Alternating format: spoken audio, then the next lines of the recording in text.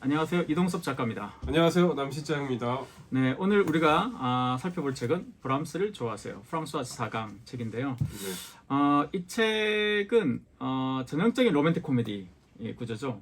남둘 여하나 구조. 남자 두 서로 다른 캐릭터의 두 남자가 동시에 한 여자를 사랑한다. 뭐 이 구조를 갖고 있는 그런 달달한 소설인데 줄거리는 얘기 안 안 하고 할까요? 줄거리 간단하게 할까요? 간단하게만 하죠. 자, 네. 줄거리. 그러니까 이제 브람스를 좋아하세요는 30대 후반 여성 폴과 폴의 연인 관계, 한 5년 정도 연인 관계인 로제가 있고, 그 와중에 25살의 아주 미남 시몽이, 네. 그 이제 폴이 하는 직업이 무슨 이제 인테리어 디자인 이런 거 하시는 분인데, 업무차 그 집에 갔다가 그 집에 그 의뢰인의 아들이죠. 젊은 아들이 이렇게 막 있는 걸 보고 그 아들이 첫눈에 사랑에 빠져가지고 이제 들이대는 거죠. 근데 그 와중에 폴은 로제라는 옛 연인이 있었는데, 아마 폴이나 로제나 다 돌싱 같아요. 그렇죠? 그랬는데 돌싱 같은 느낌이에요. 네. 그래가지고 돌싱 같은 느낌이 아니라 실제로 폴은 돌싱이죠. 네, 이혼하고 돌아온 남자고, 아마 로저는 결혼을 한 번도 안 했지만 프랑스 특유의 동거는 많이 했을 그런 남자인 거예요. 네. 그러는 와중에 이제 시몽이 너무 들이대니까 이 정신적인 혼란이 약간 오는 거죠. 그리고 지금의 관계에서 폴은 굉장히 그 뭔가 자기를 희생하면서 로제를 기다리고 계속 그런 역할만 하고 있어서 근데 그 와중에 또 로제는 바람을 피죠. 정기적으로 바람을 피죠. 네, 로제는. 바람을 피는 그런 상황에서 혼란스러워 하다가 결국에는 이제 로제한테 다시 돌아가는 그런 약간 우울한 구조라고 생각을 합니다. 맞아요. 이 소설이 프랑스와 사강이 이 슬픔이의 안녕, 그 봉주르 라 트리스테스라는 소설 19살에 여름 방학에 발 다쳐가지고 누워 있다가 소설이나 한번 써볼까 해 썼는데 대박. 그런 책이죠. 그리고 나서 이제 발표한 소설이 브람스를 좋아하세요인데, 이게 사실은 이 책 제목으로 나온 이유는 그 중간에 그 시몽이라는 젊은 남자애가 이제 데이트 신청을 하는데, 요즘 같아야 뭐 문자로 하겠지, 전화로 하든지 하겠지만 그때는 이제 편지로 이렇게 보내는데, 그 편지에서 브람스 공연 티켓이 있으니 가야 되는데 이제 브람스를 좋아하세요라고 이렇게 물음표로 물었는데, 책 제목은 이렇게 말줄임표로 되어 있습니다. 저는 그것에 관해서 좀 책을 좀 내용을 쓴 적이 있는데, 어쨌든 그래서 이제 이야기는 큰 틀에선 이런 이야기죠. 폴이 로저를 사귀다가 시몽에게 폴이 로저와 사귀고 있었는데 로저를 버리고 시몽을 사귀다가 다시 로저에게 돌아간다. 이런 얘기입니다. 네. 이런 얘기인데, 이 책의 이 엔딩, 이 책이 발표되고 나서 가장 크게 프랑스가 들끓었던 이유는 바로 딱 마지막에 그겁니다. 왜 폴이 불행할 것이 너무 뻔한 그 로제라는 옛 여인에게 돌아가나, 연인에게. 그걸로 막 요즘 말로 하면 방송국에 전화 100만 통 한 거예요. 출판사로 전화가 막 비난하고 막 난리 났대요. 왜 여주인공을 그렇게 불행하게 만드냐. 만드느냐. 같은 여자로서. 뭐 그래서 그게 되게 당시에서는 되게 쟁점이었다고 하는데, 어떠셨어요? 읽으실 때 그 엔딩 부분. 엔딩은 그냥 뭐 그렇게 나쁘지는 않은 엔딩이었다는 생각이 들어요. 그러니까 만약에 거기서 시몽이랑 계속 사겨 그랬다면 계속 이제 폴은 더 안 좋게 끝났을 수밖에 없다. 왜냐면 폴이 되게, 저는 이제 잘 모르겠는데 사랑은 해볼 만큼 해봤고, 나한테 이런 사랑은 필요치 않다라고 본인을 알고 있는 거죠. 그래서 사랑보다는 나를 이해해 줄 수 있는 남자, 이 남자 옆에서는 내가 더 뭔가 나일 수 있는, 나다워질 수 있는 그런 사람을 선택한 것 같아요. 물론 로제도 완벽하진 않지만, 완벽하지 않다는 게 이 소설상에서도 계속 드러나지만, 자기가 더 자기다워질 수 있는, 그러니까 이게 약간 조금 권태랑 연관이 있는 것도 같은데, 이런 그냥 어떤 그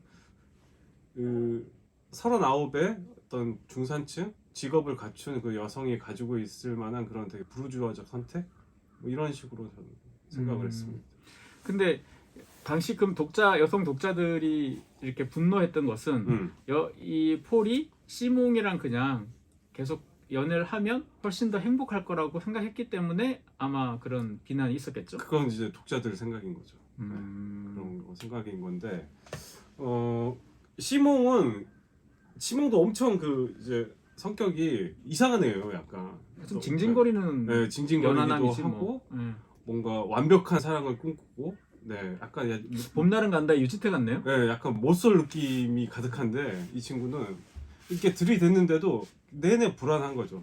그 폴의 집에서 같이 동거를 하면서도 계속 폴이 로제의 어떤 생각을 하면서 원래 이 여자는 주인이 있었는데 내가 뺏은 게 아닌가. 그래서 막 죽여버리겠다고 얘기까지 하고 막 감정이 경황되는 부분들이 나오는데, 그러니까 폴도 아니 시몽도 더 많은 연애를 거듭하면서 본인을 알아가야 되는데 아직 그러기 전에 먼저 이렇게 큰 사랑이 와버린 거죠. 폴한테는 아니 시몽한테는 폴이 첫사랑의 어떤 그런 느낌인 것 같고. 저는 그 소설을 읽으면서 어떤 생각을 했냐면 네. 아 그래서 전 여친 전 남친 알면 안 돼. 이게 연애 전설 얘기하면 안 돼. 꼭 물어보잖아. 오빠 나 만나기 전에 누구 만났어? 뭐 이런 얘기 물어보잖아요. 아주 조심해야 됩니다. 아 이건 판도라의 상자야. 맞아. 아 이거 괜히 잘못 열었다가 물론 판도라 상자 마지막에 이제 남은 것이 원래 희망이죠. 아 근데 거기까지 못 가고 재앙에서 끝날 것 같아. 근데 만약에 시몽도 로저라는 인물을 정확하게 딱 그 사람이라는 걸 몰랐더라면 이렇게까지 집착하고 초조하고 질투에 사로잡혀가지고 맨날 자기 그 좋아하는 누나 폴만 졸졸 따라다니지 않았을 텐데 아니까 실제로 누군지 알잖아. 그리고 얘 어린 사자가 봤을 때 성인 수컷 완성형 사자 같은 느낌이잖아요. 그렇죠. 이 불량한 수컷. 근데 되게 매력적이야. 뭐 이런 느낌. 그러니까 자기가 더 조급하고 불안하니까 더 무리수를 두고 술 먹고 막 변호사 심지어 꽃미남의 변호사인데 일상을 내팽개치고 그렇죠. 뭐 여자한테 막 그렇게 하니까 폴 입장에서는 아 좀 뭐야. 지겹다. 아 막 귀찮다. 내가 네 엄마야 이런 그런 기분. 그런 기분이 들어서 시몽을 떠나야 되지 않았을까. 그러니까 저는 이 작품에서 아까 시장님 말씀처럼 제일 중요한 게 사랑받는 것과 이해받는 것의 차이에 대한 얘기 같았어요. 그러니까 사랑받는 나를 사랑해주는 사람을 만나는 것도 굉장히 행운이잖아요. 근데 그렇죠. 더 어려운 것은 나를 전적으로 이해하는 사람을 만나는 경험인 것 같아요. 근데 그런 경험 있으세요? 어떤 여자를 만났는데 전적으로 나를 다 이해해주는 여자? 전혀 없죠. 없죠. 아니 있어요. 전혀 없지 않습니다. 사모님이 안 봐. 있습니다. 아니 체념과 이해는 달라. 그래. 아슬아슬했는데. 아 근데 찾기 힘들죠 사실. 근데 남자와 여자의 차이인데 이건 제 편견일 수도 있어요. 제 경험치에서 말씀드리자면 남자들은 나를 전적으로 이해해주는 여자를 만나야 된다는 것을 한 40대 후반이나 결혼한 5, 6년 지나야 아는 것 같아요. 근데 여자들은 상대적으로 좀 일찍 그걸 아는 것 같아요. 나를 이해해주는 사람이라는 게 정말 드물다. 그리고 그런 사람을 만나면 이제 사실 헤어지기 어려운 그런 것 같아요. 이게 좀 때가 좀 다른데 여기서 그 폴의 갈등은 그거였던 것 같아. 나를 사랑해주는 남자는 시몽이 분명해. 직접적이고 세상에서 누구나 다 알듯이.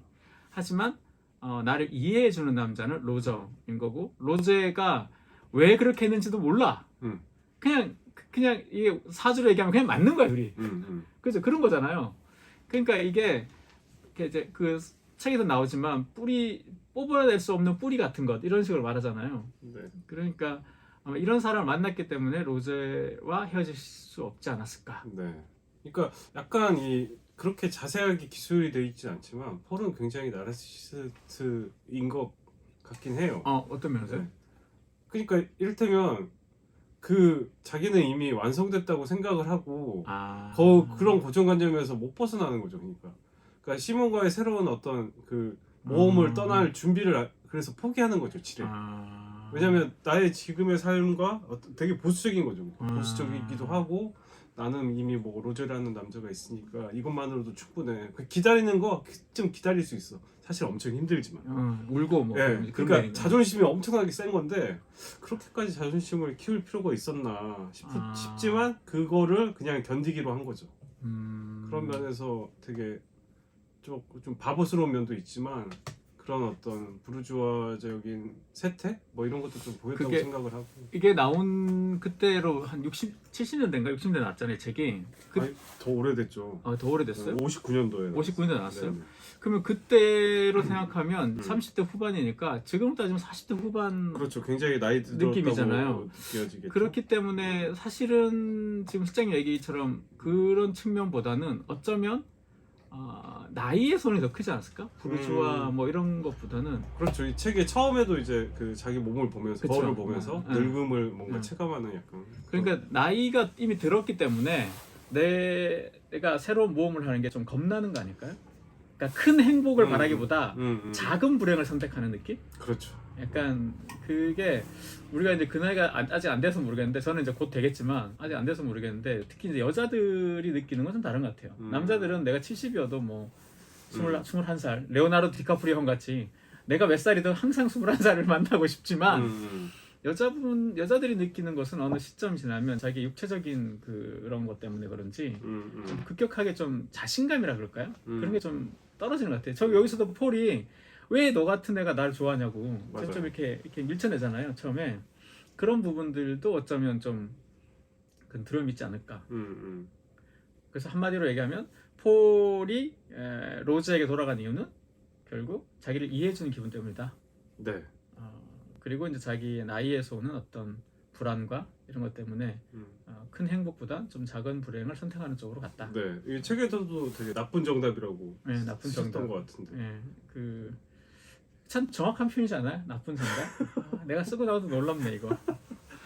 그래서 이제 브람스를 좋아하세요라는 이 소설은 짧아요. 짧은데 저는 이 남자분들이 꼭 한번 읽어봤으면 좋겠어요. 여자분들이야 뭐 경험적으로 알 것 같고 남자들은 잘 이해할 수 없는 어떤 정서를 굉장히 건조하게 잘 표현한 것 같아요. 그런 것 같아요. 되게 통속적인 내용이긴 한데 저는 이제 사강 소설 별로 안 좋아해요. 그래서. 한국의 남자 소설 읽는 남자들 가운데 사강 좋아하는 사람 10명도 안 되길 것 같은데. 네, 근데 이번에 이제 새로 읽으면서 문체나 이게 되게 좋다. 되게, 프랑스어를 좀 더 좋아요. 미니멀하게 맞아요. 그러니까 되게 경제적으로 썼다. 네. 그런 생각이 들고 근데 이제 아쉬웠던 거는 로제에 대해서 더 깊게 뭔가 이 캐릭터를 살려내지는 않았다. 살려내지 못했던 것 같아요. 저도. 그냥 조금 이제 뭐 중년 남성의 어떤 그런 부분들을 너무 이제 욕망과 약간 전형적인 어떤 그런 캐릭터로 묘사를 해서 조금 아쉬웠다. 폴이 더 뭔가 더 폴이 돌아가게 된 그런 어떤 계기 같은 거나 이 인물에 대해서 더 집중을 했으면 더 풍부하게 묘사가 됐으면 어땠을까 뭐 그런 생각이 좀 들죠. 근데 저는 그 같은 이유로 그렇기 때문에 프랑스와 사강이 굉장히 프랑스에서 그 유명한 문단의 작은 괴물 이렇게 불리는 이유가 가장 대중적인 독자들을 잘 휘어잡는 것 같아요. 그러니까 로제 같이 되게 너무 현실에 있을 법한 남자. 프랑스는 그런 좀 많거든요. 이렇게 로맨틱 에고이스트 같이 로맨틱한 이기주의자들, 남자들 많아요. 또 그래야 된다고 생각하고 그게 매력적으로 생각해. 그런 남자, 중년의 남자들이 굉장히 많습니다. 그런 남자들과 동시에 순애보적인 어린 남자.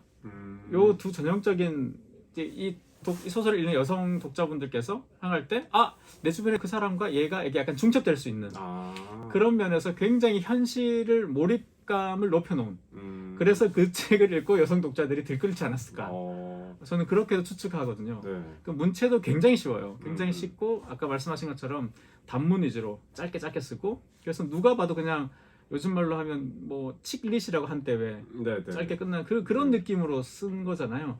그런데 어느 부분에서 보면 굉장히 뭐랄까 인간에 대한 어떤 통찰과 이해 그런 부분이 드러나는 게 있거든요. 그렇기 때문에 이게 이제 고전으로 세계문학의 어떤 중요한 고전으로 남지 않았나. 그냥 일반적인 통속 소설이 아니라 예를 들어서 게옴류서나 뭐 이런 사람 있잖아. 그냥 지나가잖아 그런 책들은 이제 남는 이유가 그런 데 있지 않나 싶어요. 네. 자, 여기까지 하고 이제 다음에는 뭐 해볼까요? 이 브람스를 좋아하세요를 떠올린 이유가 사실 봄날은 간다를 보다가 브람스를 좋아하세요가 생각이 나서 굉장히 좀 비슷한 부분이 있거든요. 그래서 그 봄날은 간다를 좋아하시는 분들한테 꼭 한번 보시라고 추천해드리고 싶고 이 브람스를 좋아하세요를 쭉 읽고 나니까 만약에 여기서 그게 만약 가정이에요. 폴과 시몽이 결혼을 했어. 결혼했어. 아니 미안해요. 폴과 로제가 결혼을 했어요. 이렇게 따로 만난 연애 사이가 아니라 결혼을 했어. 그런데 폴이 이 시몽이랑 바람을 피워. 그 로제가 과연 어떻게 했을까? 그런 상상을 하다가 요걸 한국적인 어떤 상황으로 변형을 시키면 딱 떠오르는 영화가 뭐가 있을까요? 저는 해피엔드였습니다. 아 해피엔드. 예, 최민식과 전도연 그리고 주진모가 나왔던 해피엔드. 다음에는 그 영화를 한번 보도록 하겠습니다. 오늘 여기까지 하겠습니다. 고맙습니다. 감사합니다.